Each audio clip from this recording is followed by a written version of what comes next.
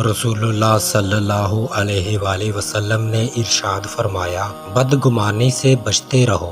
بدگمانی اکثر تحقیق کے بعد جھوٹی بات ثابت ہوتی ہے، اور کسی کے عیب ڈھونڈنے کے پیچھے نہ پڑو۔ کسی کا عیب خام خواہ مت ٹٹولو، اور کسی کے بھاؤ پر بھاؤ نہ بڑھاؤ، اور حسد نہ کرو، بغض نہ رکھو۔ کسی کی پیٹھ پیچھے برائی نہ کرو، بلکہ سب اللہ کے بندے آپس میں بھائی بھائی بن کر رہو۔ نبی کریم صلی اللہ علیہ وآلہ وسلم نے ارشاد فرمایا، تم اللہ تعالیٰ سے ایسی حالت میں دعا کیا کرو کہ تم قبولیت کا یقین رکھا کرو، اور یہ جان رکھو کہ اللہ تعالیٰ غفلت سے بھرے دل سے دعا قبول نہیں کرتا۔